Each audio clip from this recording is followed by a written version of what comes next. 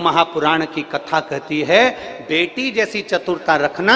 अगर हमें भगवान को छूने का मौका मिल जाए तो संसार की कोई वस्तु हमें नहीं चाहिए, हमें चाहिए तो हमारा देवाधिदेव महादेव चाहिए। हमें दुनिया की कोई वस्तु नहीं चाहिए, हमें दुनिया की कोई सामग्री नहीं चाहिए। हमें चाहिए तो केवल मेरा महादेव, हमें चाहिए तो केवल देवाधिदेव महादेव। और कितनी सुंदर बात आती है, माया को पाओगे, माया को पकड़ोगे तो संसार में भ्रमित होते रहोगे। भक्ति को पकड़ोगे तो एक दिन भगवान के पास तक पहुंच जाओगे। भक्ति को पकड़ोगे तो एक दिन परमात्मा के नजदीक तक पहुंच जाओगे। भक्ति को पकड़ोगे तो एक दिन परमात्मा के करीब में पहुंच जाओगे। भक्ति का मूल उद्देश्य, अगर हम आप लोग अगर गए हो महाराष्ट्र में, अगर गए होगे, कोई अगर महाराष्ट्र में गया होगा तो महाराष्ट्र में औंढा नागनाथ कभी दर्शन करने गए हो आप लोग? आप में से कोई गया है औंढा नागनाथ? अगर किसी ने दर्शन करे हो तो हाथ उठाओ जरा। महाराष्ट्र में एक देव स्थान है, एक भगवान शंकर का बड़ा प्राचीन मंदिर है औंढा नागनाथ। गए हो? बहुत बहुत साधुवाद। औंढा नागनाथ ये भगवान शंकर का ऐसा मंदिर है जहां पर श्री नामदेव जी महाराज दर्शन के लिए भगवान के आनंद भाव से पहुंचे और भगवान की विरल भक्ति में ऐसे डूब गए, ऐसे डूब गए, ऐसे डूब गए, भगवान के भजन में। वहीं मंदिर के अंदर बैठकर पांडुरंगा हरि विठ्ठल, हरि विठ्ठल, हरि विठ्ठल, नारायण हरि विठ्ठल, पांडुरंगा पांडुरंगा जैसी जपने लगे। ब्राह्मणों को मालूम पड़ा, और जैसे ही ब्राह्मणों को मालूम पड़ा, पंडितों को मालूम पड़ा कि नामदेव जी महाराज आए हैं और भगवान की भक्ति में झूमकर सबको इकट्ठा कर लिया इन्होंने, तो सबके मन में ईर्षा का भाव प्रकट होने लगा। ईर्षा भाव प्रकट हुआ, करें क्या? नामदेव जी को भजन करते करते उठाया और मंदिर के पीछे ले जाकर पटक दिया।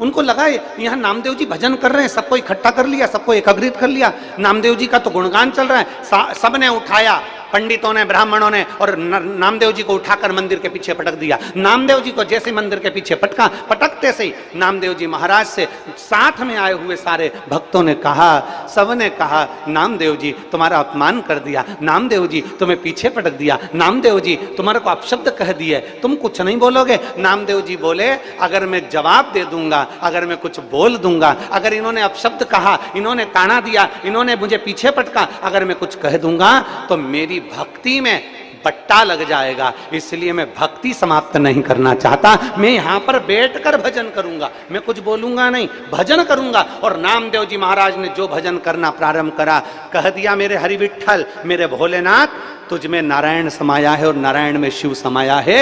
अगर तू सच्चा है तो इस पगले भक्त के लिए मंदिर को बदल दे, मंदिर को पलट दे। और वो हो गया। मंदिर का आगे का दरवाजा पीछे हो गया और पीछे का दरवाजा आगे। इसे औंढा नागनाथ कहते हैं, इसे औंढा नागनाथ कहते हैं कि मंदिर का दरवाजा नामदेव जी की भक्ति से पलट जाता है। नामदेव जी ने माया को नहीं छुआ, नामदेव जी ने माया में भ्रमित नहीं हुए, नामदेव जी ने अपशब्द नहीं कहा, नामदेव जी ने कुछ आड़ा टेढ़ा नहीं कहा। नामदेव जी के साथ वालों ने कहा, बोलो आड़ा टेढ़ा, बोलो इनको, इन्होंने तुम्हें पीछे पटक दिया, इन्होंने ऐसा कर दिया, इन्होंने वैसा कर दिया, बोलो तुम। नामदेव जी कहते हैं, मेरी भक्ति को बट्टा नहीं लगने दूंगा, मैं भक्त हूं और भक्त की जो भक्ति होती है वो बिरला होती है। उस भक्ति में भक्त रमा रहता है, उसको कोई मतलब नहीं। आग लगे बस्ती में, जम के बोलो जरा, अपन रहो मस्ती में, क्या किसको रोइए, चादर तान के सोइए, सारी समस्या का हल। नामदेव जी महाराज ने कुछ नहीं कहा, नामदेव जी तो अपनी भक्ति में लीन हो गए और ऐसे भक्ति में लीन हुए, भगवान हरि विठ्ठल के भजन में, भक्ति में, स्मरण में डूब गए। मंदिर का दरवाजा बदल गया।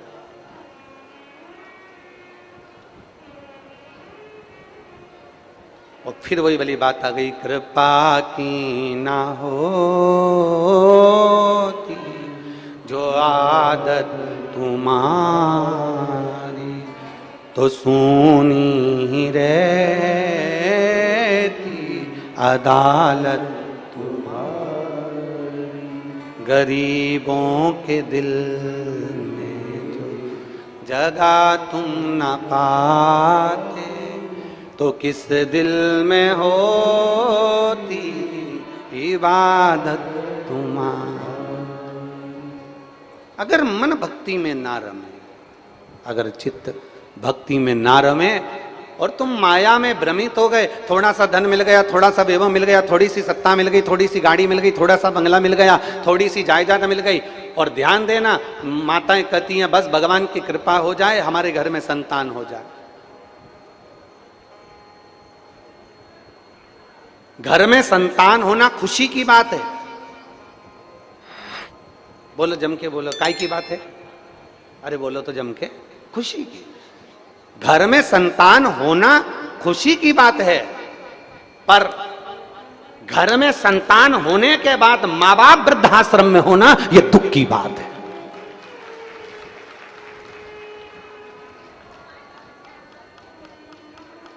घर में संतान का होना खुशी की बात है, घर में संतान का होना बड़ी प्रसन्नता का बात है, घर में संतान होना बड़ी खुशी की बात है, पर घर में संतान होने के बाद में माता पिता वृद्धाश्रम में होना यह दुख की बात है। यह प्रसन्नता की बात नहीं, खुशी की बात नहीं, यह दुख की बात है।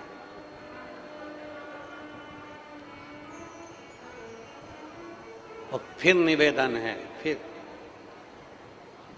मत बुरे कर्म कर बंदे वरना पछताएगा, भगवान की आंखों से तुम बच नहीं।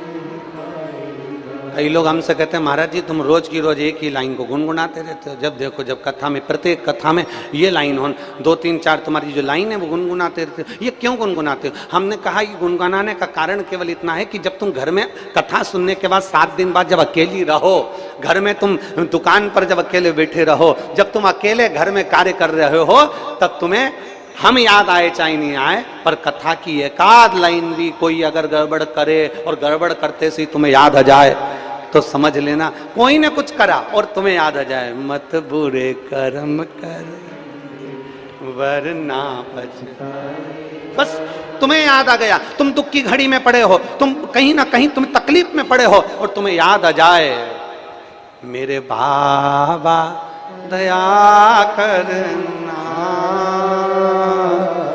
मैं तेरे कभी तकलीफ में पड़े हो, कभी दुख में पड़े हो, कभी कष्ट में पड़े हो और तुम्हें याद आ जाए, भगवान को याद कर लो तुम उस घड़ी में, तो मुझे विश्वास रहे कि तुम्हें भले शंकर की कथा याद की ना रहे, पर भगवान का संवाद तुम्हें याद रहे, तुम उसको पुकार सको, तुम उसको बुला सको।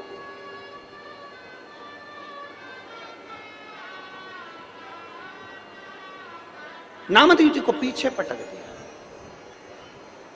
नामदेव जी माया में भ्रमित नहीं हुए, नामदेव जी माया से दूर भगवान की अविरल भक्ति में डूबे रहे। नामदेव जी अविरल भक्ति, विठल विठल विठल विठल विठल विठल विठल विठल मांझा पांडु रंगा, विठल मांझा पांडु रंगा। विठल स्मरण कर रहे हैं नामदेव जी।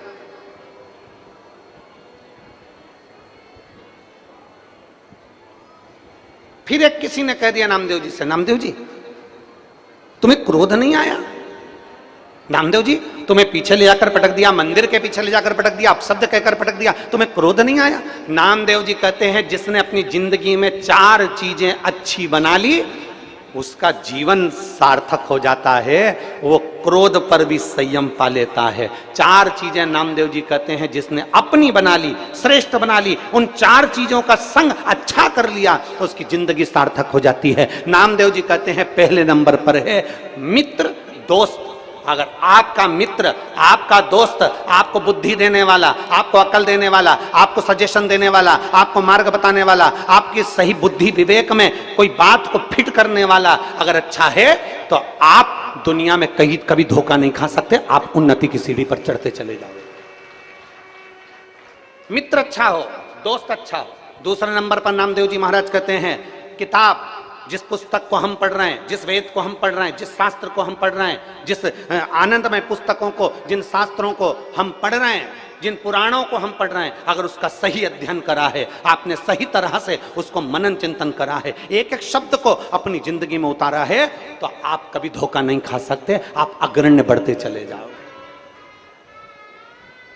आप कभी धोखा नहीं कर सकते। अगर आपने पुस्तक को सही से पढ़ा है, आपने वेद को सही से पढ़ा है, आपने पुराण को सही से पढ़ा है, आपने शास्त्र को सही से पढ़ा है, एक एक शिव महापुराण के एक एक शब्द को अगर आपने सही से पढ़ा है, लिंग पुराण के एक एक शब्द को आपने सही से पढ़ा है, भागवत पुराण के एक एक शब्द को आपने सही से पढ़ा है, अगर आपने रामचरितमानस के एक एक शब्द को सही से पढ़ा है, गीता को एक एक शब्द को सही से पढ़ा है, पर शिव महापुराण की कथा कहती है केवल पढ़ने से काम नहीं चलता, उन शब्दों का मनन चिंतन अपने भीतर भी होना चाहिए।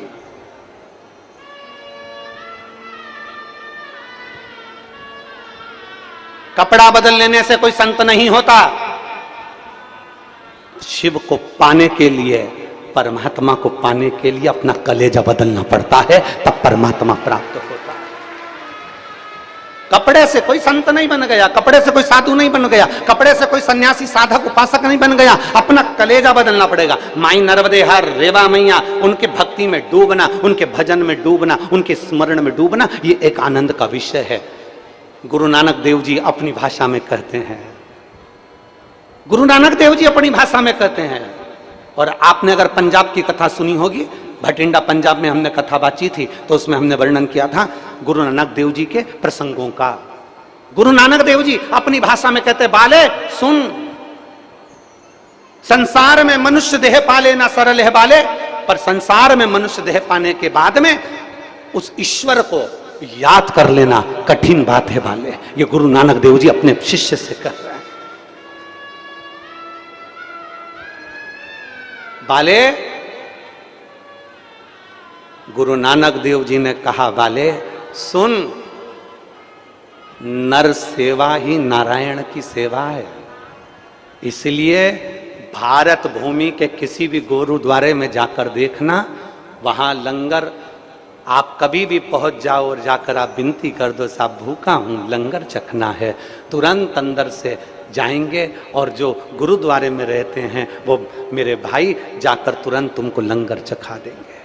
नर सेवा नारायण सेवा है, ये गुरु नानक देव जी कहते हैं। संसार में अगर परमात्मा को पाना है तो मनुष्य की सेवा करना पड़ेगी। परमात्मा को पाना है, गुरु नानक देव जी ने कहा, मंदिर में दीपक लगाना, मंदिर में अगरबत्ती लगाना, मंदिर में आतिशबाजी छोड़ने से बड़ा प्रसन्नता, मंदिर में दिया लगाने से बड़ी प्रसन्नता, मंदिर में अगरबत्ती लगाने से बड़ी प्रसन्नता। गुरु नानक देव जी कहते हैं, किसी भूखे को भोजन कराने में, प्यासे को पानी पिलाने में, कोई बीमार है उसकी दवाई दिलाने में, किसी को एजुकेशन चाहिए, पढ़ना है, बच्चा बहुत होशियार है, पढ़ने का पैसा नहीं है, उसको पढ़ाने का प्रयास करना, कोई भूखा है उसको भोजन कराने का प्रयास करना, कोई प्यासा है उसको पानी पिलाने का प्रयास करना, कोई रोगीला है, दवाई की जरूरत, औषधि की जरूरत है, प्रयास करना कि हमारे पास की अगर कोई औषधि उसके काम आ जाए। मैं धन्यवाद देता हूं इस पवित्र पावन शिव महापुराण की कथा में मेरी जीजियां आती हैं, मेरे जीजा आते हैं, मेरी बेटियां, मेरी बेटे, मेरी मां इस कथा में आते हैं, साथ में बिछाने का चादर लाते हैं, ओढ़ने का कम्बल चादर लेकर आते हैं, छाता लेकर आते हैं, और जब देखते हैं कि बाहर धूप बहुत तेज हो रही है, बाहर गर्मी बहुत तेज पड़ रही है, तो वहां बैठी हुई माँ अपनी चादर निकाल कर दे देती है और कहती, भैया लगा के बैठ जाओ, भैया लो इसको लगा लो, तुम आराम से कथा सुन लो, फिर जाते समय मेरी चादर वापस दे जाना, मेरा छाता मुझे दे जाना, भैया लो कथा सुन लो।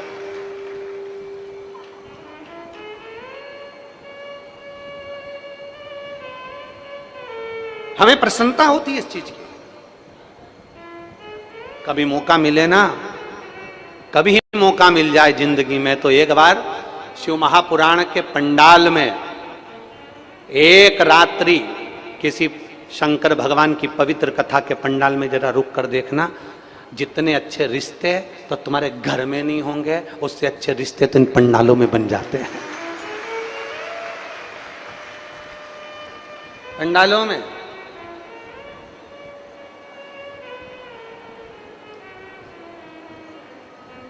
कई जीजी,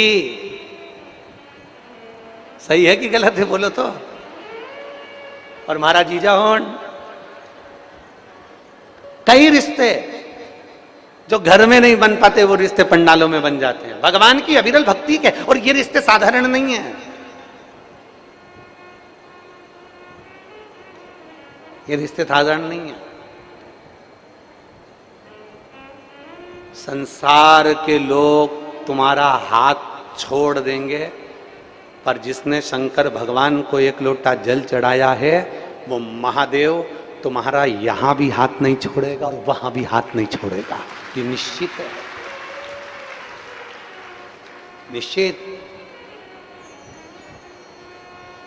ये देवाधिदेव महादेव की पवित्र कथा कहती है, पवित्र कथा। आपको मालूम हो, नामदेव जी से कहा, नामदेव जी तुम्हें क्रोध नहीं आ रहा? नामदेव जी से कहा, नामदेव जी तुम्हें गुस्सा नहीं आ रहा? नामदेव जी ने कहा, मैंने 4 चीजें आजमा कर रखी है। अच्छा मित्र, अच्छा दोस्त। अगर अच्छा मित्र होगा, अच्छा दोस्त होगा तो वो तुम्हें डूबने नहीं देगा। और नामदेव जी महाराज भारत की भूमि के वो संत थे जिन्होंने सबसे ज्यादा समय पंजाब की भूमि पर निकाला। पंजाब की भूमि पर जब नामदेव जी गए तो गुरु नानक देव जी ने नामदेव जी को गले लगा लिया। और नामदेव जी को इतना, दोनों के बीच में सत्संग होता, दोनों के बीच में इतना सत्संग होता, तो नामदेव जी ने ओढ़ानागनाथ में जाकर कह दिया कि अगर अच्छा मित्र तुम्हें मिल जाए, अच्छा सखा तुम्हें मिल जाए, अच्छा दोस्त तुम्हें मिल जाए, तो वो तुम्हें मंजिल तक पहुंचा देता है और परमात्मा से मिला देता है। ये गुरु नानक देव जी ने ज्ञान दिया था नामदेव जी महाराज को कि माया में मत भ्रमित होना। नामदेव, माया में मत पड़ना, भक्ति में लगे रहना। दुनिया तेरा अपमान भी करे तो भक्ति में लगे रहना, भजन में लगे रहना। दुनिया तुझे ताना भी दे तो भक्ति में लगे रहना, भजन में लगे रहना। दुनिया तुझे धक्के मार कर निकाल दे तो भक्ति में लगे रहना, भजन में लगे रहना। ये गुरु नानक देव जी ने नामदेव जी से कहा था, तो नामदेव जी ने उसको स्वीकार किया। मंदिर के पीछे पड़े रहने के बाद भी नामदेव जी ने भगवान की अविरल भक्ति करते रहे। आखिरी में ये हुआ कि पत्थर का मंदिर का गेट भी बदल गया। ये गुरु नानक देव जी ने नामदेव जी को ज्ञान दिया था, वो सामने आ गया। जो बोले सो निहाल शास्त्रीय, ये नामदेव जी महाराज ने ज्ञान उपदेश दिया। ये गुरु नानक देव जी ने ज्ञान उपदेश दिया। इसलिए नामदेव जी कहते हैं 4 चीजें अपने साथ में रखो अच्छी, जो आपको मंजिल तक पहुंचा दे। एक अच्छा दोस्त, अच्छा मित्र, दूसरे नंबर पर अच्छी किताब। जिस पुस्तक को पढ़ रहे हो, जिस अध्याय को पढ़ रहे हो, जिस सब्जेक्ट को पढ़ रहे हो, जिस विषय को पढ़ रहे हो, मैं बेटियों से निवेदन करूंगा, मेरे बेटाओं से निवेदन करूंगा, तुम जिस सब्जेक्ट को चुनो अपनी लाइफ को बनाने के लिए, अपनी जिंदगी को बनाने के लिए, तुम जिस सब्जेक्ट को चुनो, तुम कॉमर्स लिए हो, तुम कंप्यूटर प्लस कॉमर्स लिए हो, तुम मैथ लिए हो, तुम साइंस लिए हो, तुम जो लिए हो, उस सब्जेक्ट को तुमको खुद को चुनना है। एक पति पत्नी आपस में झगड़ा कर रहे थे रोड पे खड़े होकर। पति बोला मैं मेरे बेटे को डॉक्टर बनाऊंगा, पत्नी बोली कैसे बनाओगे? मैं इंजीनियर बनाऊंगा। दोनों में इतना झगड़ा हो गया कि पूछो ही मत। वहीं से एक संत निकल कर जा रहे थे, उन्होंने कहा काहे को झगड़ रहे हो? पति बोला मैं मेरे बेटे को डॉक्टर बनाऊंगा, पत्नी बोली मैं इंजीनियर बनाऊंगी। गुरुजी ने कहा एक काम करो, बेटे को बुला लो, उससे पूछ लो वो उसे क्या बनना है। इतने में पत्नी बोली वो तो अभी पैदा ही नहीं हुआ, अभी उसका जन्म ही नहीं हुआ। जन्म हुआ नहीं और झगड़ा करने बैठ गए।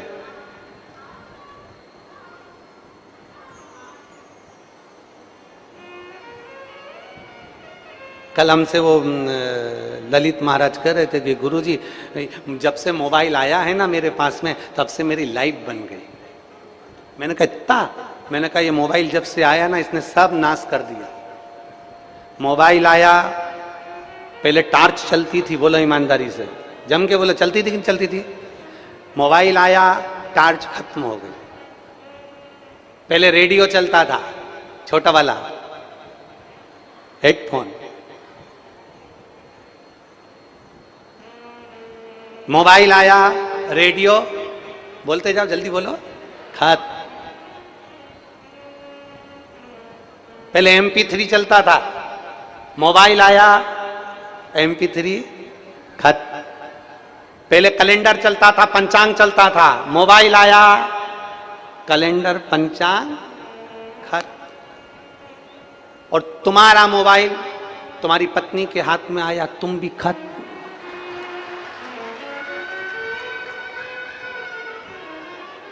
कोई नहीं बचा सकता तुमको। फिर तो अम्बे तू है जगदम्बे।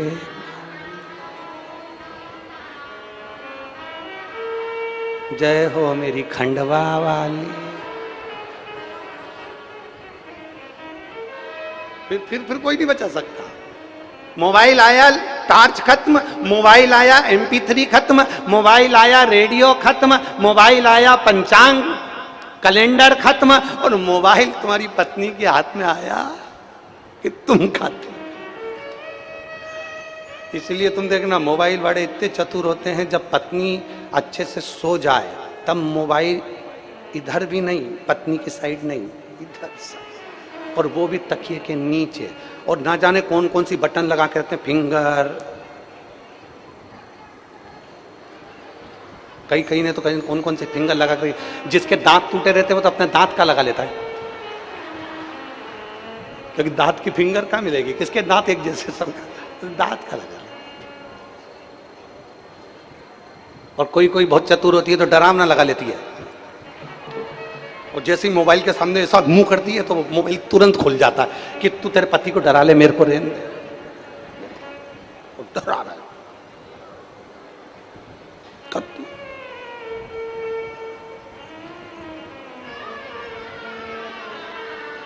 अरे महाराज, शिव कथा कर रही है।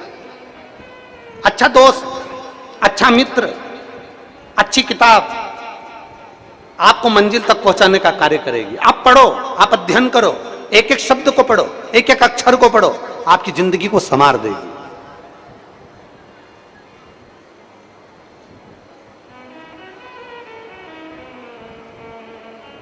एक एक शब्द को पढ़िए, आपकी जिंदगी को संवार देगी।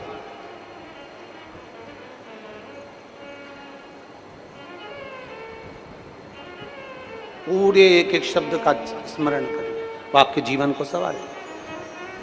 फिर तीसरे नंबर पर है अच्छा रास्ता।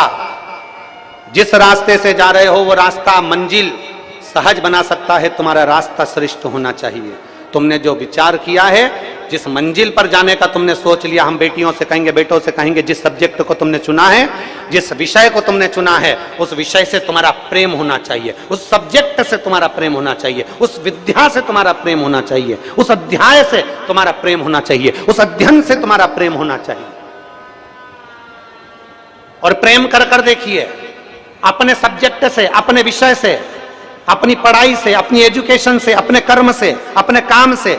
एक छोटी सी चाय की भी दुकान है ना, उससे अगर आपका प्रेम है तो वो चाय की दुकान भी तुम्हें अंबारियों तक पहुंचा सकती है। एक छोटी सी गुमठी है ना, उससे आपका प्रेम है तो वो ऊंचाई तक पहुंचा सकता है। और मालूम पड़े बहुत बड़ा शोरूम खोल के बैठ गए और तुम्हारा अपने काम के प्रति प्रेम है ही नहीं। पापा ने मुझे दुकान खुलवा दी, मेरा तो मन था कि मैं यूके में जाके सर्विस करूं, पापा ने मेरे साथ में ये कर दिया, मेरा तो मन था कि मैं इंदौर में जाके नौकरी करूं, मेरा तो बिल्कुल, मैं खरगोन में तो मेरी दुकान खोलना नहीं था, मेरे पापा से मैंने कहा था मुझे इंदौर भेज दो। और मालूम पड़े इतना बड़ा शोरूम खोला, इतनी बड़ी दुकान खोली, और तुम्हारा मन नहीं है, तुम्हारा प्रेम नहीं है, तुम्हारी रुचि नहीं है, तो वो कभी नहीं चल सकता। इसलिए अपने कार्य के प्रति, अपने व्यापार के प्रति, अपने कर्म के प्रति, अपनी एजुकेशन के प्रति, अपनी विद्या के प्रति आपको प्रेम होना चाहिए, लगाव होना चाहिए। और शिव कथा कहती है बस वैसा ही प्रेम परमात्मा को पाने के लिए शंकर से भी होना चाहिए। वो प्रेम उस शिव नाम में तल्लीन रहे।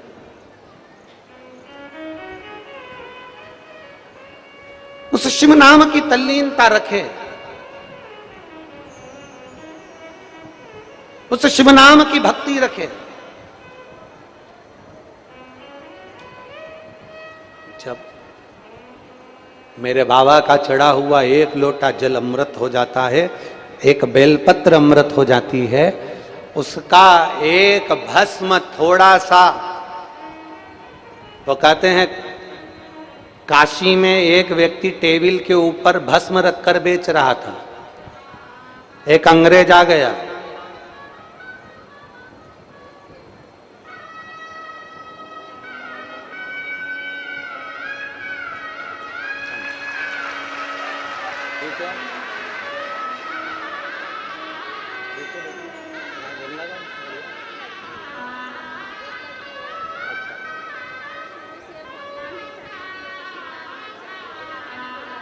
बोलने भी चालू हो गई, सुनाई देना।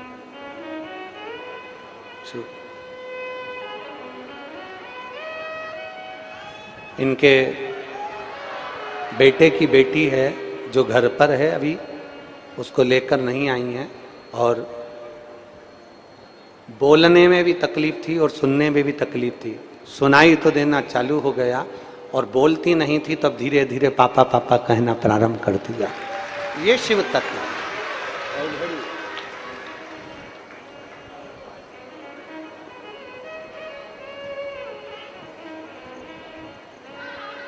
काशी में एक व्यक्ति टेबल के ऊपर रखकर भस्म बेच रहा था, भभूति भस्म भस्म बेच रहा है।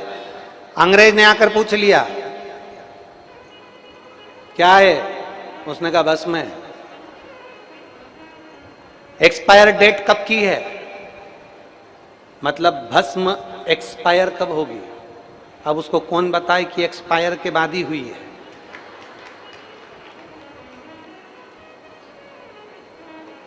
इसकी एक्सपायरी डेट कौन सी है। भस्म बेचने वाले काशी में रहने वाले भक्त ने कहा इसकी एक्सपायर डेट तो हमको नहीं मालूम, पर तुम्हारे सिर पे अगर लगा लोगे तो तुम्हारी एक्सपायरी डेट खसक जाएगी, पक्का है।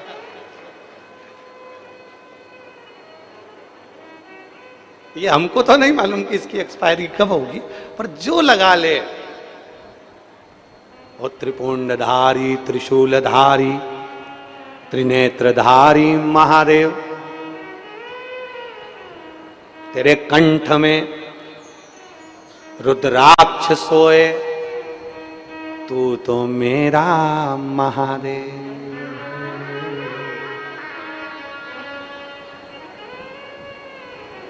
और भोले भंडारी रे दूर करो दुख में,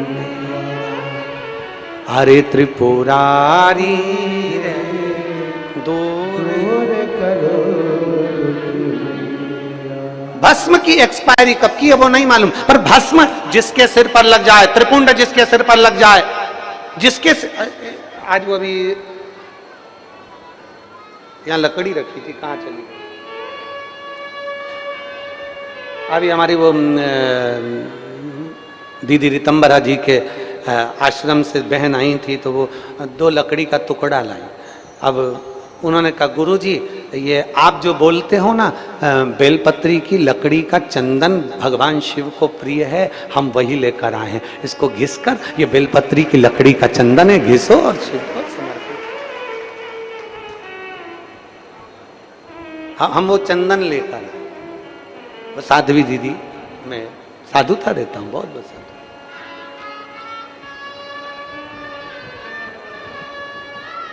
चंदन लगा कर तो देखो,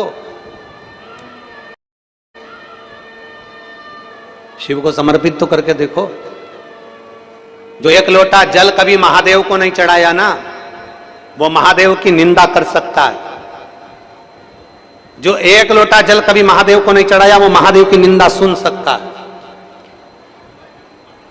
पर जो महादेव को 1 लोटा जल चढ़ाता है, वो महादेव की अविरल भक्ति में डूबा रहता है, उसे निंदा से मतलब नहीं है। अभी ये कथा पूरी हो जाएगी 15 तारीख को। 18 तारीख को छत्तीसगढ़ में गंडई में, राजनंद गांव के पास में गंडई में छत्तीसगढ़ में दोपहर में 1 बजे से 4 बजे तक शिव महापुराण की कथा चलेगी। उस कथा का नाम हमने दिया है उमा महेश शिव महापुराण की। उस कथा को आप सुनना कि भगवान महेश, भगवान शंकर अपनी अविरल भक्ति को उमा जी को क्या क्या ज्ञान उपदेश देते हैं। माता उमा को कहते हैं कि एक नारी का सातित्व अगर उसको रखना है, एक नारी की जिंदगी में उसको सारी उलझनों से मुक्त होना है, तो भगवान महेश माता उमा को ज्ञान उपदेश देते हैं। भगवान महेश अमरनाथ की गुफा में बैठकर माता उमा को, माता पार्वती को ज्ञान उपदेश देते हैं। कभी अगर मौका मिल जाए तो 18, अभी ये 15 जून तक तो ये कथा चलेगी, और 18 जून से गंडई छत्तीसगढ़ में कथा 1 बजे से 4 बजे तक टीवी पर आएगी। आप उसे सुने, उमा महेश शिव महापुराण का। कि भगवान महेश को मानने वाले, भगवान महेश का गुणगान करने वाले, भगवान शंकर का उपासना करने वाले, भगवान शिव की आराधना करने वाले कोई साधारण नहीं होते। शंकर की भक्ति में डूबने वाला ना तो निंदा करता है और ना निंदा सुनता है, वो तो भगवान की भक्ति में डूबा रहता है। और मैं संपूर्ण विश्व के, संपूर्ण भारत के, संपूर्ण देश के, संपूर्ण देश और विदेश में विराजमान सभी भगवान श्री महेश के वंशजों को, माहेश्वरी समाज को मैं धन्यवाद और साधुवाद देता हूं। 15 जून को भगवान श्री महेश की नवमी है, महेश नवमी। मैं संपूर्ण माहेश्वरी समाज को बहुत बहुत बधाई देता हूं और संपूर्ण माहेश्वरी समाज को बधाई देता हूं। आपकी समाज की एकता, आपकी समाज की अखंडता कई समाजों को प्रेरणा देती है और मैं निवेदन करूंगा ऐसी समाज की अखंडता और एकता संपूर्ण माहेश्वरी समाज में हमेशा बनी होना चाहिए, क्योंकि आप भगवान महेश के वंशज हो। भगवान शिव के मंदिर जाएं, लोटा भर जल चढ़ाएं, वहां की सफाई करें और सारी नदी और अपने पूरे जीवन का एक आनंदमय बनाते हुए पवित्रता का ध्यान रखें, स्वच्छ रखें। संपूर्ण माहेश्वरी समाज को बहुत बहुत साधुवाद, बहुत बहुत बधाई संपूर्ण माहेश्वरी समाज। अगर मौका मिले तो 18 तारीख से जो गंडई छत्तीसगढ़ में कथा है उमा महेश, उसमें भगवान महेश माता पार्वती जी को, माता उमा को कई उपदेश दिए हैं भगवान शंकर ने। माता उमा को बहुत उपदेश दिया है और सारे उपदेशों को श्रवण करिएगा, सारे उपदेश।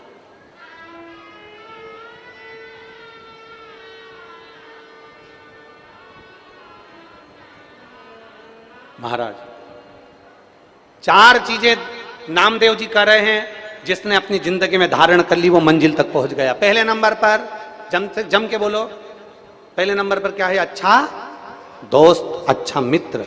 दूसरे नंबर पर अच्छी किताब, जिस किताब को आप पढ़ रहे हो आपको क्या ज्ञान मिल रहा है, कैसे प्राप्त हो रहा है, क्या ग्रहण कर रहे हो आप। किताब आपको मंजिल तक ले जाती है, आपका विषय आपको मंजिल तक ले जाता है, आपका सब्जेक्ट आपको मंजिल तक ले जाता है। और तीसरे नंबर पर है रास्ता, जिस रास्ते को आप चुनो फिर भटकना मती, उस रास्ते पर चलते रहना, एक दिन मंजिल जरूर मिलेगी। भटकना मती, बहुत सारे रास्ते मिलेंगे। आपको जाना है मोरटक्का से सीधे ओमकारेश्वर, रास्ता एक है, 4 लोग आपको रास्ते में मिलेंगे, बहुत सारे मिलेंगे। कोई कहेगा इधर से चले जाओ, कोई कहेगा उधर से चले जाओ, कोई कहेगा घूम के चले जाओ, कोई कहेगा इतनी कथा चल रही है, भीड़ हो रही है, कैसे जाऊं रे उनंग ओमकारेश्वर, कैसे जाऊं? तो क्या उनंग से घूमता हुआ ने, गांव का रास्ता से निकलता हुआ ने, वो नहर के रास्ते से पास में से घुसता घुसता पहुंची जा, मालूम पड़े बापड़ा पहुंच तो गया, नहर में जाके फंस गया। क्या फायदा? थोड़ा इंतजार करना। ट्रैफिक ज्यादा है ना, ट्रैफिक ज्यादा है, थोड़ा इंतजार करो। जैसे ट्रैफिक ज्यादा होता है, लाल बत्ती हरी बत्ती हमें बताती है, हमारा सिग्नल हमें बताता है कि ट्रैफिक ज्यादा है, थोड़ा इंतजार करो, रुको, ट्रैफिक क्लियर होगा, चले जाना। और ऐसा नहीं हो सकता कि ट्रैफिक कभी जिंदगी में क्लियर ही ना हो। बोलो होता है कि नहीं होता? अरे बोलो तो जम के। 2 घंटा 3 घंटा 4 घंटा 5 घंटा 6 घंटा 7 घंटा 8 घंटा 9 घंटा, ऐसा हो ही नहीं सकता कि ट्रैफिक क्लियर नहीं हो। ट्रैफिक क्लियर जरूर होगा, थोड़ा समय लगेगा। जैसे ट्रैफिक क्लियर होने में समय लगता है, उसी तरह हमारी जिंदगी में जब दुख आता है तो वो भी ट्रैफिक की तरह होता है, धीरे धीरे क्लियर होता है। थोड़ा इधर से मोड़ना, थोड़ा इधर से मुड़ना, थोड़ा शंकर जी की ओर, थोड़ा रेवा मैया की ओर, थोड़ा शिव पुराण की ओर, आराम से मुड़ते हुए जाओगे तो ट्रैफिक क्लियर हो जाएगा और तुम अपनी मंजिल तक पहुंच जाओगे। दुख आएगा, तकलीफ आएगी, कष्ट आएगा।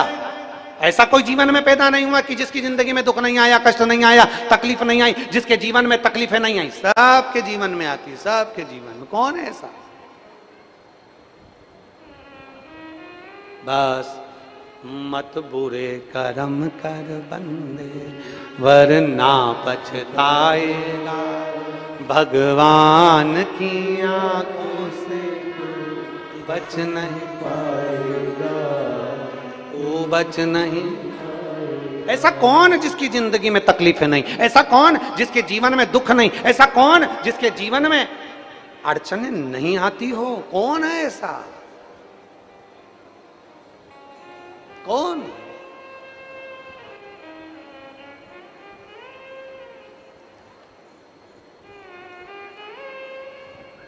उसको जानो तो, उसको पहचानो तो, उसको समझो तो।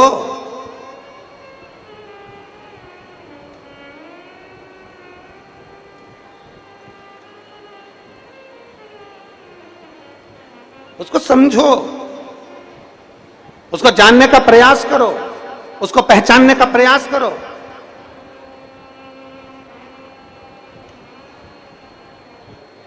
पहले नंबर पर अच्छा दोस्त, दूसरे नंबर पर अच्छी किताब, तीसरे नंबर पर अच्छा रास्ता। और नामदेव जी महाराज कह रहे हैं अपने साथ में बैठे हुए सब भक्तों से, वारकरियों से, चौथे नंबर पर है अच्छी सोच, अच्छा विचार, अच्छी बुद्धि, अच्छा चित्त।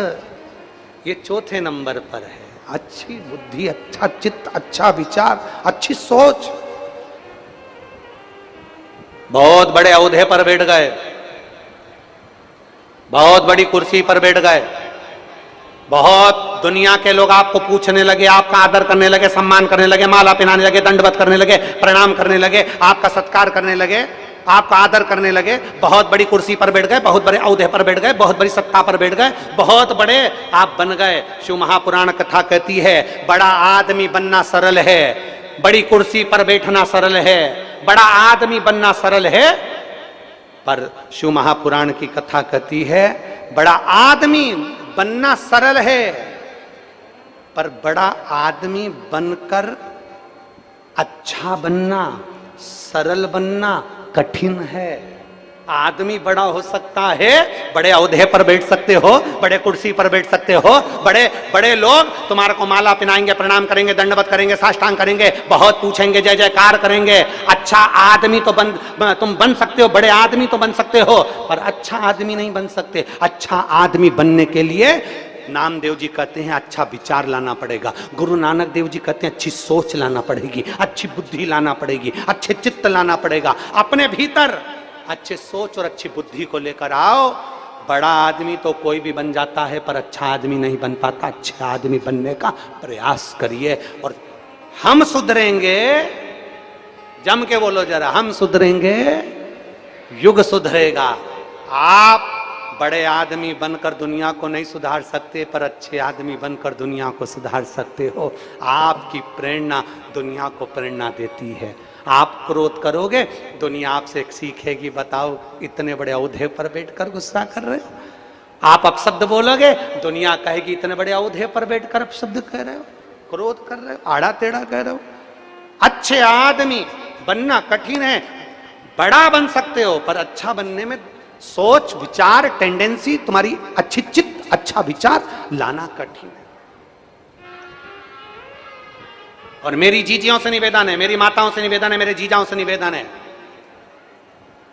ना तुम्हारी सास बुरी होती है, ना तुम्हारी बहू बुरी होती है। दुनिया में कोई सास बुरी नहीं हो सकती और ना कभी बहू बुरी हो सकती है।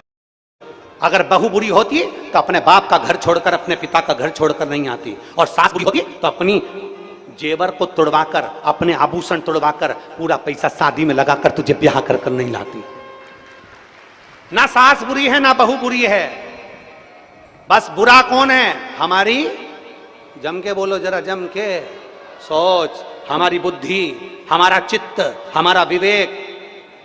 हमने गलत सोच लिया कि मेरी सास तो दिन भर जेठानी जेठानी में लगी रहती है, मेरे को पूछती तक नहीं है। मेरी सास तो छोटे वाले भैया पर ध्यान देती है, तुमको पूछती नहीं है। मेरी सास तो ऐसी, मेरी सास तो वैसी। तुमने चित्त में बिठा लिया कि मेरी सास बुरी है, बुरी है, बुरी है, बुरी है। तो वो सास अपना पूरा जेवर भी निकाल के तुमको दे देगी, तो भी वो सास हमेशा बुरी की बुरी ही रहेगी। और बहू तुम्हारी दृष्टि में आ गया, मेरी बहू बुरी है, छोटी बहू में तो अकल ही नहीं है, छोटी बहू तो ऐसी है, मायके में अपनी सारी बात भर देती है, मेरी छोटी बहू तो ऐसी है, मेरी बड़ी बहू तो ऐसी है, मेरी मंजिली बहू तो ऐसी है। तुम्हारी चित्त में, वृत्ति में बैठ गया कि मेरी बहू बुरी है, बुरी है, बुरी है, बुरी है। फिर वो बहू तुम्हारे लिए लड्डू और रसगुल्ला भी ला कर दे देगी, तो भी वो बुरी की बुरी रहेगी। चाहे कितना भी प्रमाण दे लो, चाहे कितना भी। अभी एक संवाद चल रहा है, राधा जी का प्रसंग। इसका प्रमाण हम पहले दे चुके हैं। पर जिसकी दृष्टि में सियोर वाला महाराज गलत है तो वो जिंदगी भर कितना भी प्रमाण दे ले, जैसे माता जानकी प्रमाण दे देकर आखिरी में जमीन में चली गई पर उसकी किसी ने नहीं मानी। ऐसा चाहते हैं दुनिया के लोग कि तुम प्रमाण देते रहो देते रहो देते रहो। क्या प्रमाण दें? क्या प्रमाण चाहिए? इस व्यासपीठ से मेरी मां ने सौगंध खाकर बिठाया था कि प्रमाण इस व्यासपीठ से वो शब्द बोलना जो हमारे शास्त्रों में है। ब्रह्म वैवर्त पुराण में से राधा का संवाद, राधा रानी का संवाद बोला। इसके बाद राधा रहस्य में से राधा जी का संवाद बोला। गौड़िया संप्रदाय की काली पीठ से निकलने वाली पुस्तक में राधा जी का संवाद लिखा है जो हमने बोला। और प्रसन्नता ब्रज 84 कोस में अनय घोष का मंदिर है, वहां जाकर दर्शन करो जावड़ गांव में, उसका प्रसंग कहा। उसके बाद कितना प्रमाण चाहिए तुमको? और बात है राधा रानी की, वो तो मेरी मां है। मैंने इस व्यासपीठ पर बैठने से पहले बाल्यावस्था में 1999 में जब पहली कथा चालू करी थी तब हमारे पास धन नहीं था। दूसरे की दुकान पर काम कर कर कर पैसा जो 10 रुपए साइकिल से लिफाफे देने का जो पैसा मिलता था 10 रुपया, उससे हम जा जाकर पैसा लेकर उस पैसे को लेकर राधा रानी की परिक्रमा करने जाते थे। 51 परिक्रमा मेरी राधा रानी बरसाने की करी है और ना जाने कितनी परिक्रमा गोवर्धन नाथ जी की करी है। वो तो मेरी माँ है, उसके चरणों में तो मेरा शीश जिंदगी भर पड़ा रहे। और जिस दिन मेरी राधा रानी मुझको इशारा कर कर बुला ले कि मेरे चरणों का दास बन जा, यहां बैठकर मेरे दरवाजे की चाकरी करना, झाड़ू लगाना, तो झाड़ू लगाने के लिए तैयार हूं। व्यासपीठ छोड़कर मेरी राधा रानी के चरणों में बैठ जाऊंगा। और माफी की बात करते हो, इस राधा रानी के चरणों में तो मेरी पूरी जिंदगी, मेरा खानदान और मेरा कुटुंब पड़ा है। क्योंकि देवी भागवत में लिखा है राधा शिव का अवतार और कृष्ण पार्वती का अवतार हैं। मेरे शंकर का स्वरूप मेरी राधा रानी, मेरे गोवर्धन नाथ, मेरा ब्रज उससे बिसराता नहीं है। भोले भाले ब्रज में रहने वाले ब्रजवासी इतने भोले हैं जैसे भगवान कृष्ण के समय पर धेनु में, गायों में धेनु का सुर घुस गया था। और धेनु का सुर घुस गया, पूरी गायों को परेशान कर कर, उनको भ्रमित कर कर, तब भगवान कृष्ण पहचान गए थे कि धेनु का सुर है। कई ऐसे इन ब्रजवासियों को भ्रमित कर रहे हैं क्योंकि ब्रजवासी बड़ा भोला होता है, बड़ा सहज होता है। हमने हमारी जिंदगी की जितनी परिक्रमा करी गोवर्धन नाथ जी की, उस परिक्रमा में 1 रुपया भी हमने कभी ब्रज के अंदर पैसा खर्च कर कर नहीं। हमने नियम लिया था कि ब्रज में जितनी परिक्रमा करेंगे ब्रजवासी से मांग कर करेंगे। मेरे गोवर्धन नाथ जी की परिक्रमा में जितने ब्रजवासी रहते हैं सब पहचानते हैं सीहोर वाले को कि बचपन से परिक्रमा करता है। जब चड्डी पहनता था हाफ, उस समय से परिक्रमा करता था और ब्रजवासियों से 2 रोटी मांगकर खा लेता था। मेरे ब्रजवासी इतने भोले होते थे कि बिठाकर छाछ भी पिलाते थे। आज उन ब्रजवासियों में कुछ लोग ऐसे घुस गए हैं जो इस शिवपुराण का विरोध करना चाहते हैं, इस व्यासपीठ का विरोध करना चाहते हैं, प्रदीप मिश्रा का विरोध करना चाहते हैं। वो लोग राधा रानी की आड़ में बदनाम करना चाहते हैं और ब्रजवासी इतना भोला है कि वो समझ नहीं पा रहा। आप कहो जिस दिन राधा रानी के चरणों में आकर दंडवत कर लूं, आप बोलो जितने दिन तक राधा रानी के चरणों में पड़ा रहूं, मेरी मां है वो, उससे मेरा बैर नहीं है। जो कुछ बोलूंगा प्रमाण से बोलूंगा, बिना प्रमाण के कुछ नहीं बोलूंगा। और जिस जिस महाराज को प्रमाण चाहिए, कुबेरेश्वर धाम खुला पड़ा है, आ जाओ और प्रमाण लेकर जाओ। जिस जिसको प्रमाण चाहिए, कुबेरेश्वर धाम खुला पड़ा है। राधा नाम क्या होता है? मेरे सीहोर की एक गली में जाकर पूछना कि राधा नाम कीर्तन कैसा कराया। राधा नाम क्या है?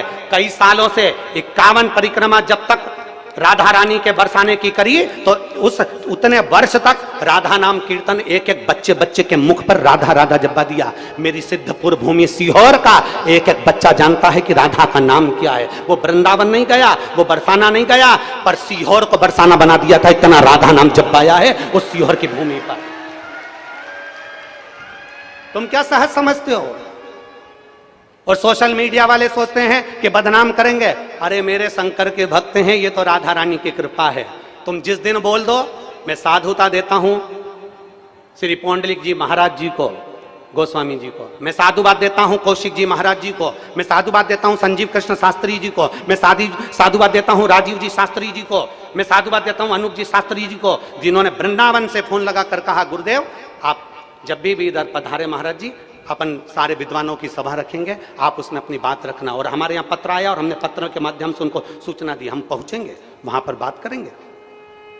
और इतने बड़े विद्वत संत हैं माननीय श्री प्रेमानंद जी महाराज, उनके चरणों को दंडवत करता हूं। भारत की भूमि पर और ब्रज में इतने बड़े रसिक संत कोई नहीं होगा। ब्रज में इतने रसिक संत है प्रेमानंद जी महाराज, अगर वो एक फोन कर देते कि प्रदीप तुझे आना है, उनका ये दास दंडवत करता करता उनके चरणों में पहुंचता और उनसे बात करता रहा। एक बार कह देते, क्योंकि वो रसिक संत हैं, राधा रानी के परम भक्त हैं, भगवान कृष्ण के परम भक्त हैं। उनके लिए मेरे ये प्राण भी उनके चरणों में निछावर हैं। अगर वो बोलते तो मैं उनके चरण धोकर आचमन कर कर जवाब देकर आता। इतने रसिक संत हैं, उनका प्रणाम करता हूं मैं, उनको नमन करता हूं मैं, जिनकी जिह्वा पर इस बावरे का नाम तो आया, कैसे भी आया, कल्याण तो हो गया, नाम तो आया। और मेरे ब्रज के एक एक ब्रजवासी को नमन करता हूं, प्रणाम करता हूं। अगर मेरी वाणी से कोई चोट लगी हो तो मुझे क्षमा करिएगा, पर प्रमाण से कहा है और प्रमाण अपने पास रखूंगा और उस प्रमाण को जिंदगी भर रखूंगा। सत्य पर जिया हूं और सत्य पर जीऊंगा, क्योंकि मेरा शंकर सत्यम शिवम और सुंदरम वाला है। और आपसे भी निवेदन करता हूं, जितने भारत की भूमि के जितने देश के लोग कथा सुन रहे हैं, एक बार ब्रज में जाना तो जाकर रावल गांव का दर्शन करना, जहां राधा जी का जन्म हुआ है।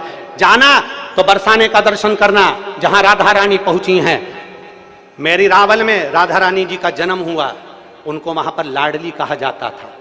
जब राधा जी बड़ी हो गई, साल निकल गया, तब राधा जी बरसाने में पहुंची हैं, और बरसाने में पहुंची तो उनको किशोरी जी कहा गया, क्योंकि किशोर अवस्था में पहुंची थी। जब तक रावल में रही तब तक वो लाडली थी, बरसाने पहुंची वो किशोरी हो गई, क्योंकि किशोर अवस्था में पहुंची हैं। उनको समझना, बरसाने की एक एक रच को समझना, एक एक ब्रज 84 को उसकी रच को समझना कठिन काम है महाराज। अच्छे अच्छे ब्रह्मा तक चले गए, धक्के खाकर ब्रज की लीला को नहीं समझ पाए। समझना बहुत कठिन है, समझिए जरा जाकर। और जिन्होंने आधी वीडियो चलाई है उनको तो मेरी राधा रानी सब देख लेगी और मेरे भोलेनाथ देख लेंगे। आधी वीडियो चलाई, उन्होंने ये नहीं बताया कि बरसाने का महत्व क्या बताया गुरुजी ने, उन्होंने ये नहीं बताया कि राधा कृष्ण के विवाह का प्रसंग क्या सुनाया गुरुजी ने, उन्होंने ये नहीं बताया कि बरसाना का जो मूल महत्व बताया गया था, उस कथा को पूरा सुनना था। कि हमने बताया था उस कथा में कि वर्ष में एक बार आना बरसाना, अर्थात आपकी जिंदगी में अगर मनुष्य की देह है तो वर्ष में एक बार राधा रानी के दरवाजे पर जाते रहना और उनको प्रणाम करते रहना, तो तुम्हारे पाप छिन्न होते रहेंगे। राधा रानी पाप को छिन्न कर देती है।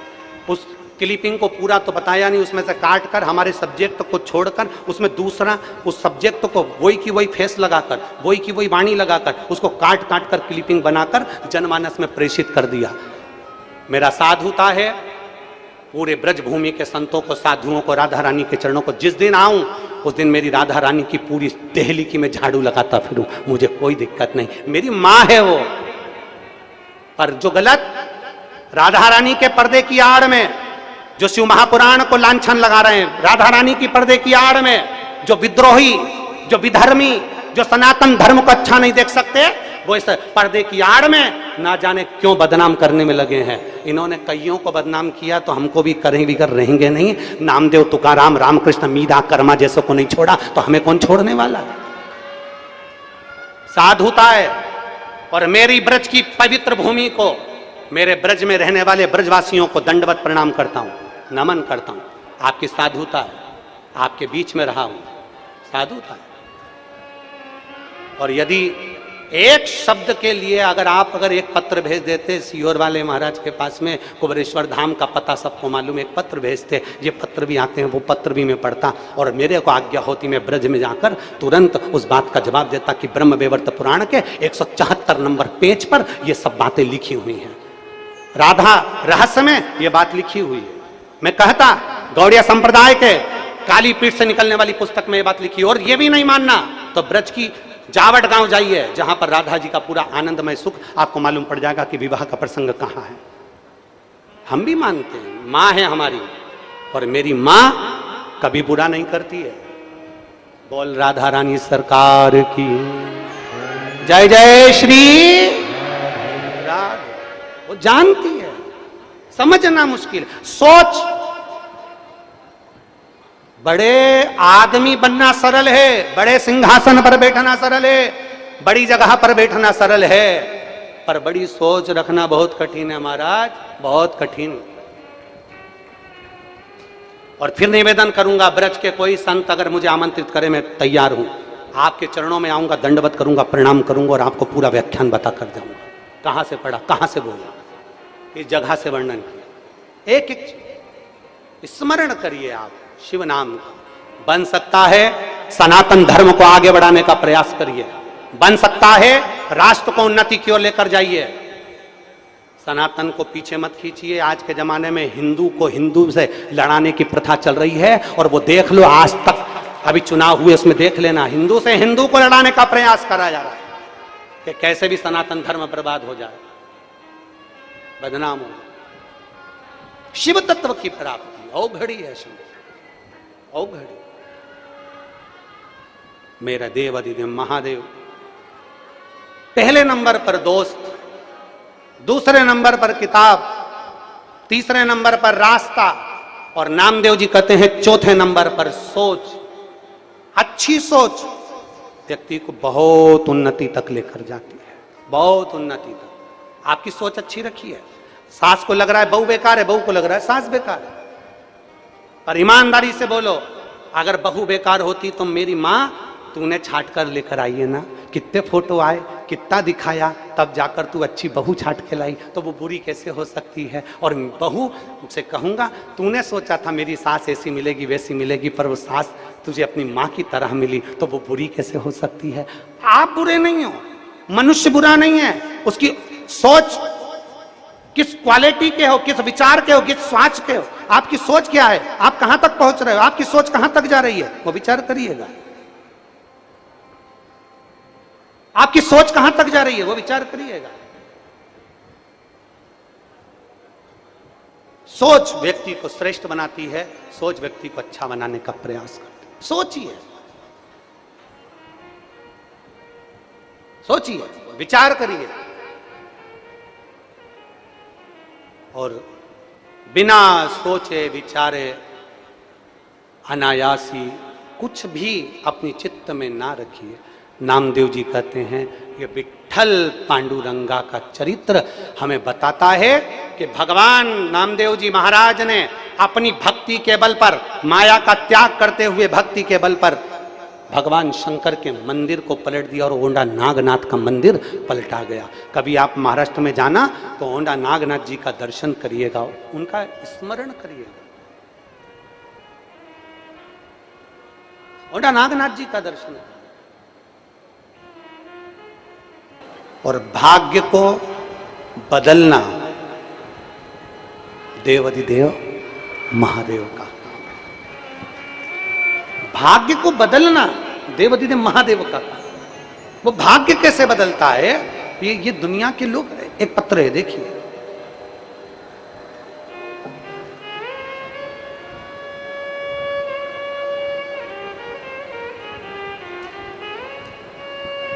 गुरुजी में डैम सेमलदा, मैं गुरुजी डैम सेमलदा की रहने वाली हूँ।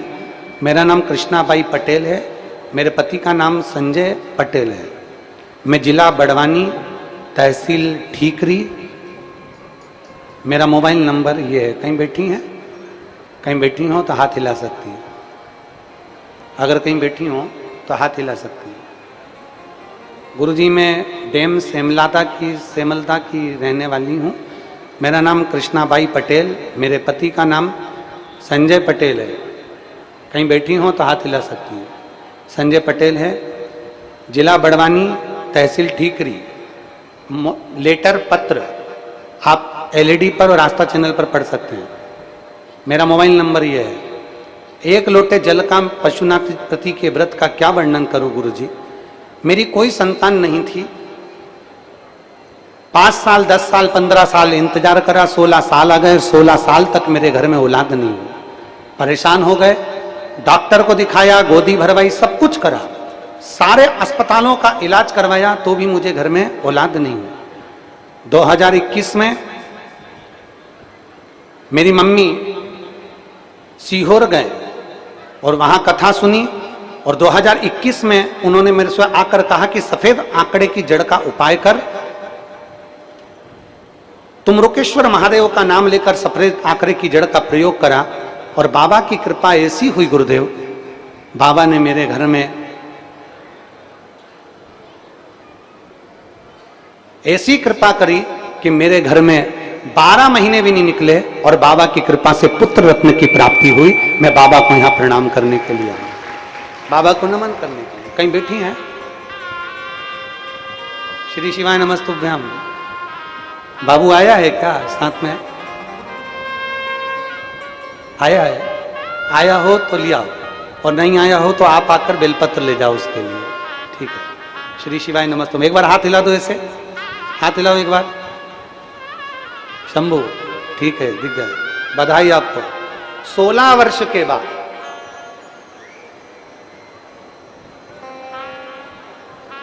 16 साल के बाद बाबा देवाधिदेव महादेव की कृपा से संतान की प्राप्ति। 16 साल।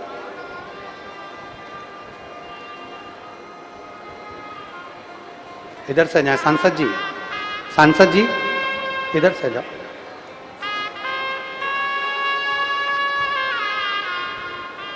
शिव तत्व की प्राप्ति है,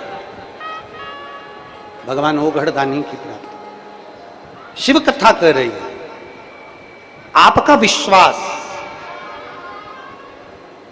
आपका भरोसा, आपकी दृढ़ता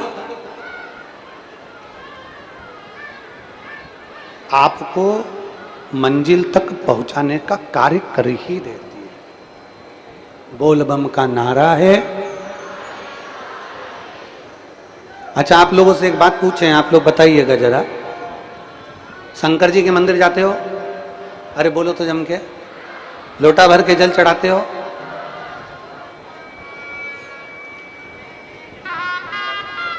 हमारे बीच में खंडवा के सांसद महोदय श्री ज्ञानेश्वर जी पाटिल जी पधारे हैं।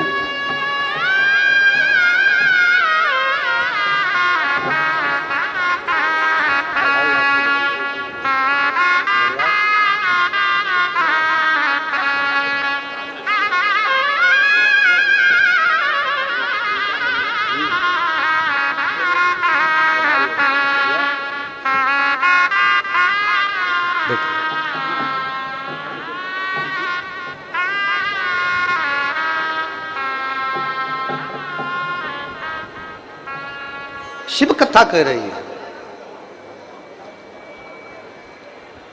भगवान देवाधिदेव महादेव का संवाद कह रहा है।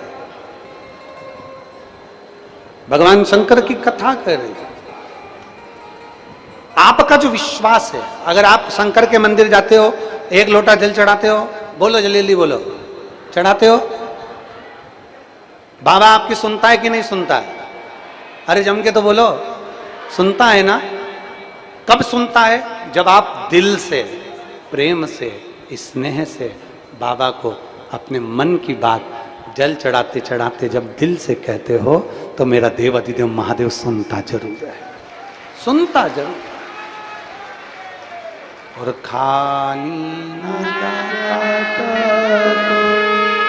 दर से तुम्हारे, खाली न जाता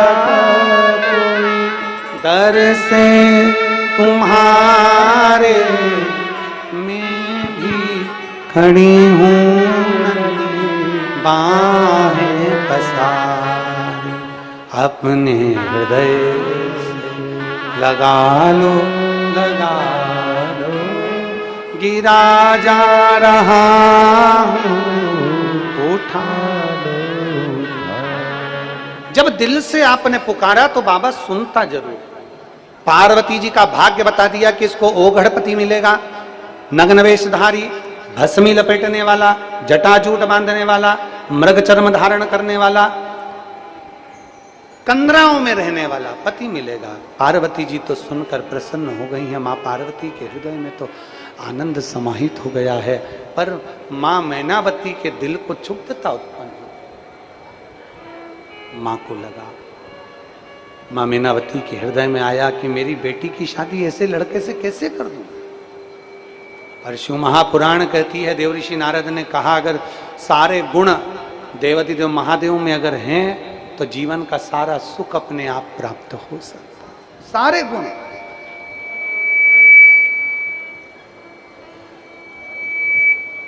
भगवान शिव में सारे गुण हैं जो प्राप्त हो सकते हैं।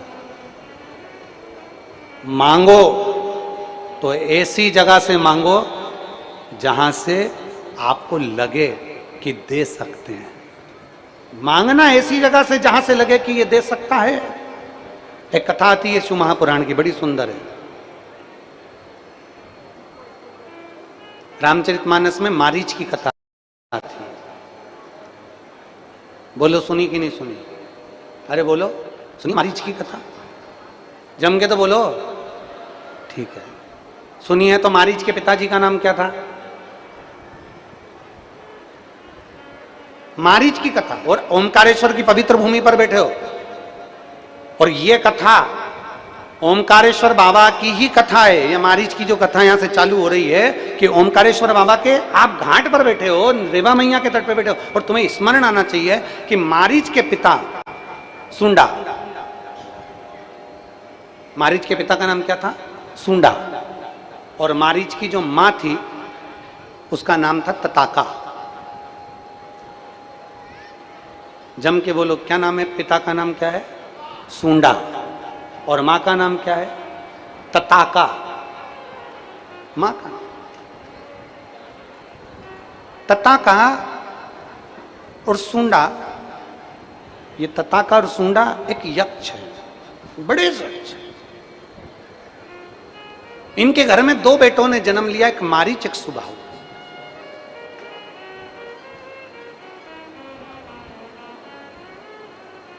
अब दोनों बेटों ने जन्म ले लिया, एक मारीच ने जन्म लिया, सुबाहु ने जन्म लिया, दोनों बेटे ने जन्म लिया। समय आया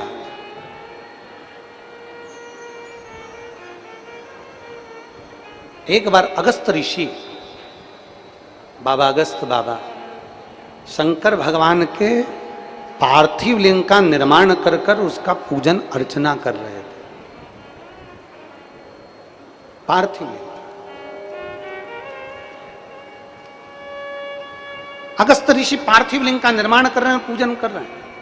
हमने कई बार आप लोगों से भी वर्णन निवेदन करा, हफ्ते में, महीने में, 2 महीने में, 4 महीने में, 6 महीने में, 8 महीने में एक बार अगर घर के अंदर पार्थिव लिंग नहीं बना सकते तो प्रयास करा करो कि किसी पेड़ के नीचे बैठकर तुम्हारे घर में जो कुंडा हो, पौधा हो, उसके कुंडे में एक पार्थिव लिंग का निर्माण कर कर उसका पूजन कर कर वहीं पर उसका विसर्जन कर दिया करो, तो देव अधिदेव महादेव तुम्हारे मन की बात सुनेगा जरूर, निश्चित।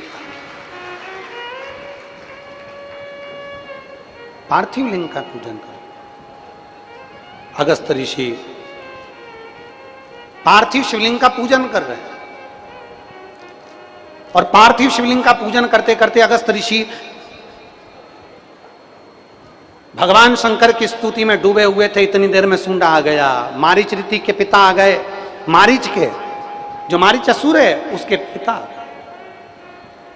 और मारीच के पिता सुंडा आए और सुंडा ने आकर भगवान शंकर का जो शिवलिंग बना था, भगवान शंकर का जो स्वरूप बना था, उस स्वरूप को उठाकर ले जाकर बीच पूजन में, बीच अनुष्ठान में, बीच भगवत भजन में उसको उठाकर उन्होंने ले जाकर उसको फेंक दिया।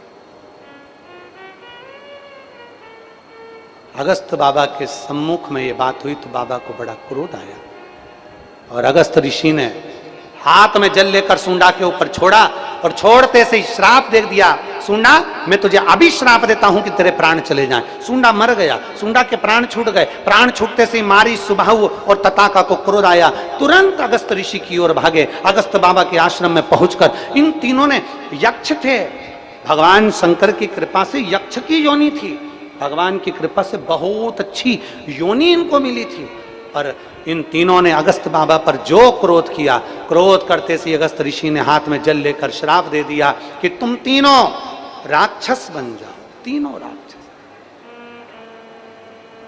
तीनों राक्षस बन गए, असुर बन गए। इनको श्राप देकर भगवान अगस्त ऋषि मार्ग से निकलकर जा रहे थे और यही पवित्र रेवा मैया का तट था।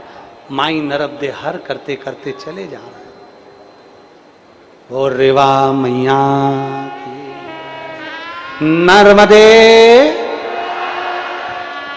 माई नर्मदे। ऐसे ही तट पे से निकलते निकलते अगस्त ऋषि जा रहे हैं, भगवान शंकर का गुणगान करते करते, शिव नाम का स्मरण करते हुए। ओम नमः शिवाय, ओम नमः शिवाय, ओम नमः शिवाय। अगस्त बाबा जा रहे हैं।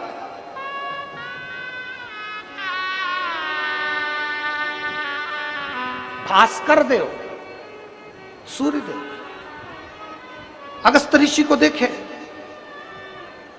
मानधाता की इस पवित्र भूमि पर, राजा मानधाता की इस पवित्र भूमि पर जो देखा उन्होंने,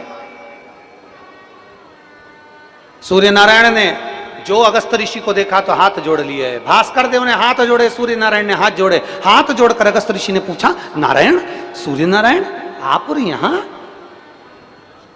भास्कर देव और यहां कैसे आना हुआ? भास्कर देव कहते हैं कि प्रभु बस आपके पास आया, मेरा निदान कोई नहीं कर सकता जो तुम कर सकते हो। मैं? हाँ। क्या हुआ? अगस्त ऋषि ने पूछा तो भास्कर देव ने कहा, बात प्रभु बस बात इतनी सी है कि मैं क्या आपको वर्णन करूं। इतनी सी बात है कि विंध्य जो पर्वत है, सुमेरु पर्वत और विंध्य पर्वत में होड़ लग गई है। सुमेरु में और विंध्य में होड़ लगी पड़ी है।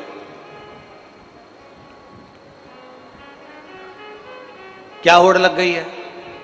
दोनों में किसकी ऊंचाई ज्यादा है? सुमेरु में होड़ लगी और विंध्य में होड़ लगी। सुमेरु कहता है मैं बड़ा और विंध्य कहता है मैं बड़ा। दोनों की ऊंचाई में कौन बड़ा है? दोनों अपनी अपनी ऊंचाइयों को छू रहे हैं। प्रभु कृपा कर दीजिए महाराज। तो इतने में तुरंत अगस्त ऋषि ने कहा, भास्कर देव आपने क्या विंध्य को समझाया नहीं? आपने क्या विंध्य को जाकर निवेदन नहीं करा? तो आपने विंध्य को कुछ नहीं कहा, आपने सुमेरु को कुछ नहीं कहा। तुरंत भास्कर देव ने कहा, सूर्य नारायण बोले, प्रभु ज्ञानी को समझाना सरल है, अज्ञानी को समझाना सरल है, पर अभिमानी को समझाना कठिन है। बहुत कठिन, बहुत कठिन। ज्ञानी को समझाना सरल है, अज्ञानी को समझाना सरल है, पर जो अभिमानी है, जिसको अभिमत्ता है, अहम है, जो अहंकार में डूबा हुआ है, अभिमत्ता में डूबा हुआ है, अभिमान में जो डूबा हुआ है, उसको समझाना बहुत कठिन है महाराज, बहुत कठिन। आप ज्ञानी को समझा सकते हो, अज्ञानी को समझा सकते हो, पर अभिमानी को नहीं समझा सकते। इतना कर कर कहा, बाबा आप क्या कर रहे हो? क्या कर रहे हो आप? अगस्त ऋषि ने कहा, मैं शंकर जी के शिवलिंग की पूजन कर रहा हूं, पार्थिव लिंग की पूजन कर रहा हूं। तो पूजन, हाँ, किस लिए, किस कारण? अगस्त बाबा ने कह दिया, संपूर्ण विश्व के कल्याण के लिए और अपने जीवन के उद्धार के लिए जो मनुष्य इस भूमंडल पर पार्थिव लिंग का निर्माण कर कर पूजन करता है, अगस्त ऋषि कहते हैं उसकी सभी मनोकामना पूर्ण हो जाती है। मनोकामना, बोल बम का नारा है। इतना धीमा बोलोगे तो कल्याण तुम्हारा है। बोल बम का नारा है, सारी समस्या का हल। कोई लेट बनता है, कोई जल्दी बनता है, शिव को जल चढ़ाने वाला सेठ जरूर बनता है। शंकर को जल समर्पित रिझाओ, शिव को मनाओ। विंध्याचल ने पूछा कि, विंध्याचल पूछ रहे हैं,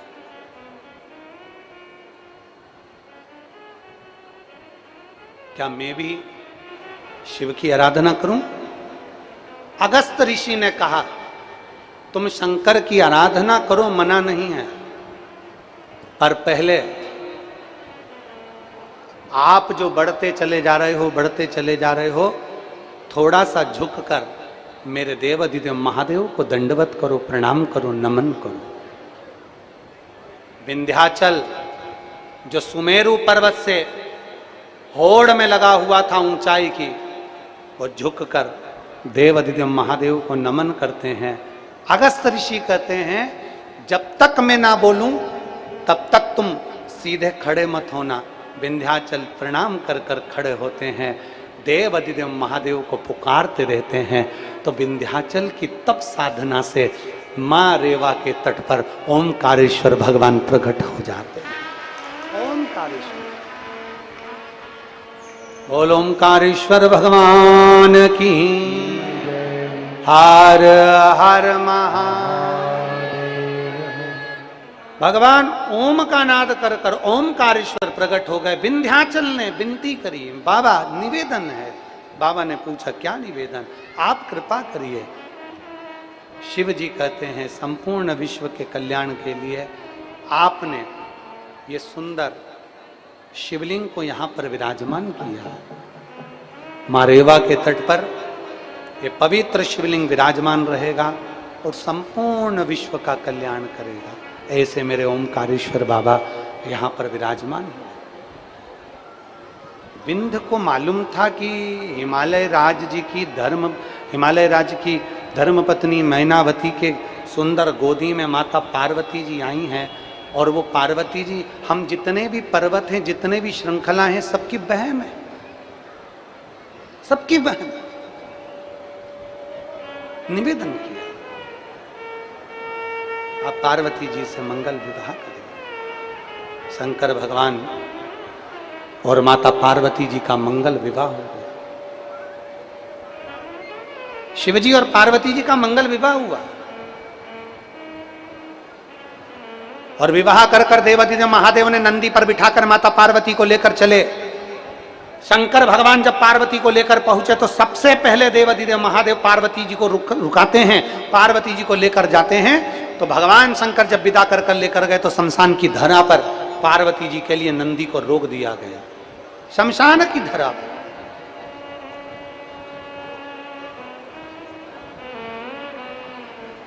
और शंभु शरणे मांगू घड़ी दुख का दया करी दर रोक दिया। जैसे ही नंदी रुका, नंदी के रुकते ही माता पार्वती जी ने पूछा ये हमारा घर है? शिव जी कहते हैं हाँ। पार्वती जी कहती है तो वीराना पड़ा हुआ है। भगवान शंकर कहते हैं पार्वती जी चाहे शमशान हो चाहे कैलाश हो, अगर घर की नारी, घर की स्त्री अगर चाहे तो शमशान को भी महल बना सकती है, और घर की स्त्री चाहे तो महल को भी शमशान बना सकती। केवल एक घर की नारी, घर की स्त्री, केवल एक घर की नारी ऐसी होती है जो शमशान को महल बना दे और महल को शमशान बना दे। केवल एक नारी। और मेरी जीजियों, मेरी बहनों, मेरी बेटियों, मेरी माताओं, आपके अंदर वो बल है, आपके अंदर वो विश्वास है, आपके अंदर वो दृढ़ता है कि आप भगवान शंकर की भक्ति में जब डूबती हो तो दुनिया का ऐसा कोई काम नहीं जो आपके सातित्व के आगे ना हो, आपके विश्वास के आगे ना हो। ऐसा बल आप में, ऐसा भरोसा आप में। समय आया, पार्वती जी कैलाश पर विराजमान हुई। भगवान शंकर के तेज पुंज से षडानंद कार्तिकेय जी का जन्म हुआ। षडानंद कार्तिकेय जी तारकासुर के संहार के लिए प्रकट हुए। फिर समय आता है, भगवान श्री गणेश जी महाराज का प्रागट्य होता है। जोरदार ताली बजाकर भगवान श्री गणेश जी महाराज का स्वागत करें। देव अधिदेव महादेव शमशान का निवास कर रहे हैं। समय बीता, सती मैया जलकर भस्म हुई। क्रोध में देवादिदेव महादेव ने केश तोड़कर बाहर फेंका, वीरभद्र की उत्पत्ति हुई। रुद्रगण को भेज दिया, जाओ पूरी यज्ञशाला विध्वंस कर दो। जब क्रोध आता है, जब क्रोध चढ़ता है, तब केवल सामने वाला व्यक्ति ही बर्बाद नहीं होता, पूरा घर बर्बाद हो जाता है। इसलिए कल कथा में कहा था, आप लोगों से निवेदन किया था कल कथा में कि बेडरूम होता है, ड्राइंग रूम होता है, वॉशरूम होता है, तो कंट्रोल रूम भी होना चाहिए जिसमें अपन क्रोध पर कंट्रोल कर सके।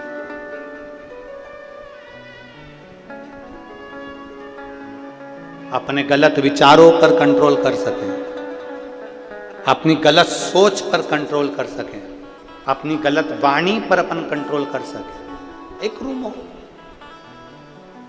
वीरभद्र गए, पूरी यज्ञशाला को विध्वंस कर दिया।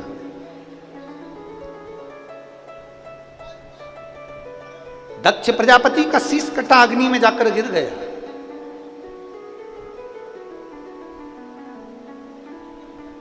सारे देवताओं ने भगवान शंकर की स्तुति करी, तो शिव है जिनका एक नाम है भोला, आशुतोष, सरल, सहज। अगर कोई क्रोध भी करता है तो मेरा देवादिदेव महादेव उसको क्षमा कर देता। सबने स्तुति करी, भोलेनाथ बाबा, शंभु त्रिकालदर्शी, कैलाशी, विनाशी, हे शंकर करुणा करिए। बाबा हे भोलेनाथ, दक्ष प्रजापति जो यजमान है उसका सिर कट गया है, अग्नि में गिर गया है, आप कुछ करिए।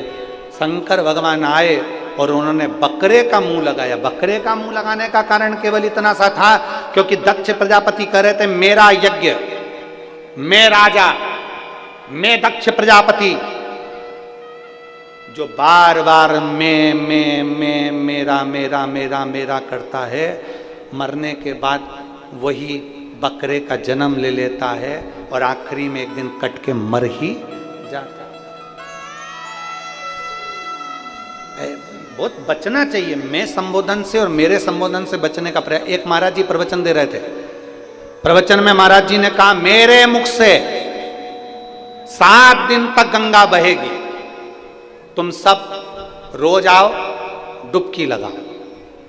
एक गांव का व्यक्ति अपने घर चले गया, पत्नी को आवाज लगाई, सुनती है। पत्नी बोली क्या है? पिताजी की अस्थियां रखी थी, कहां है? पत्नी बोली तुम गंगा जी जा रहे हो? पति बोला तुझसे जितना पूछा जाए उतना बता, पिताजी की अस्थियां कहां हैं? पत्नी बोली वो लाल थैली में टंगी है। पति ने लाल थैली में से अस्थि निकाली और उसको पत्थर पे दोची, पीसी और पीस के पूड़िया बांध ली। पत्नी बोली कहां जा रहे हो? पति बोला तू भी चल मेरे साथ, और कथा में जाके बैठ गया।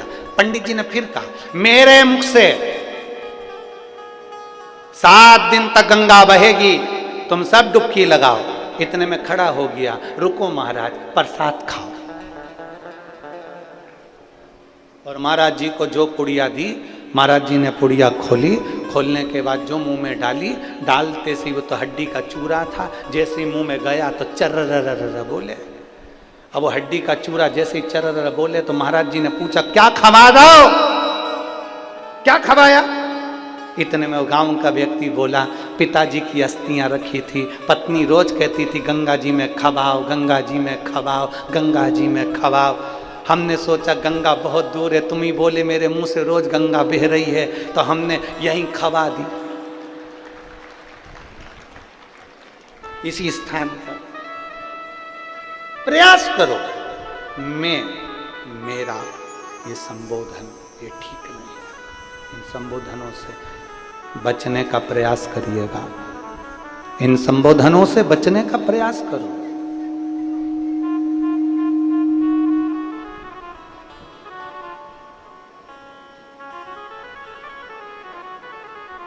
दक्ष प्रजापति का सिर कट गया, बकरे का मुख लग गया।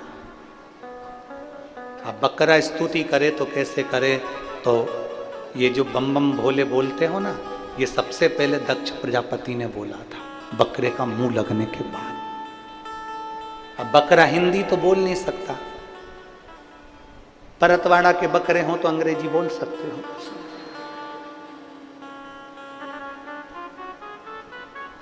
अब बकरा ना तो हिंदी बोलेगा ना अंग्रेजी बोलेगा, बकरा बोलता है तो बब बब बब बोलता है। बकरे को सुनना, वो बोले बब बब बब। अब जैसे ही दक्ष प्रजापति का सिर लगा बकरे का, दक्ष प्रजापति ने शिव जी की स्तुति करी, चिल्लाकर बोला बब बब बब बब। शंकर जी को बड़ा अच्छा लगा, मेरे ससुर जी कितनी जोरदार स्तुति कर रहे हैं। शंकर भगवान ने आकर दर्शन दिया और वर दे दिया, जो मेरे मंदिर में आकर बम बम बोले भोलेगा, शंकर जी कहते मैं समझ जाऊंगा कि मेरा ससुर आया है। और कोई अगर स्त्री भी बम बम बोले बोलती है तो शंकर जी समझ जाते सास भी आई।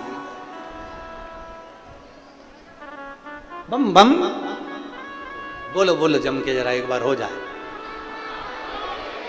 बम बम बोल बम का नारा है सारी समस्या का हल।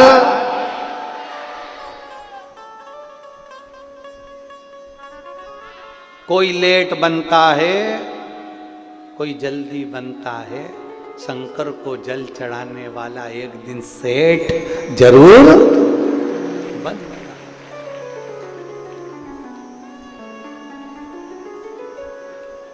शिव तत्व की प्राप्ति शंकर ओघड़दान।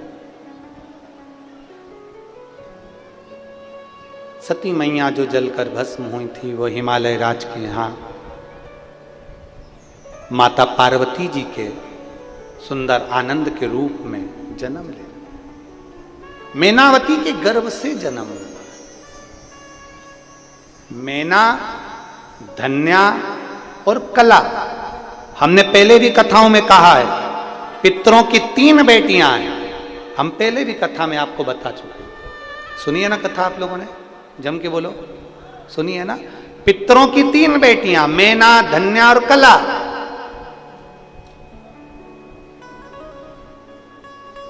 मैना के यहां पर पार्वती मैया, धन्या सुनैना बनी जिनके यहां माता सीता, कला कीर्ति बनी जिनके घर में राधा जी का जन्म। 3 देवियां प्रकट हुई और ये तीनों देवियां जगत के कल्याण के लिए प्रकट हुई है। जगत कल्याण,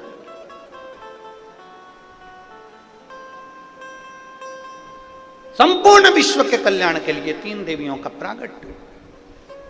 पितरों की 3 बेटियां मैना, धन्या, कला के यहां 3 देवियों का प्रागट्य होना, मैनावती की यहां माता पार्वती जी का प्रागट्य होना और पार्वती जी को देखकर जन्म के समय पर देवऋषि नारद का आगमन होना।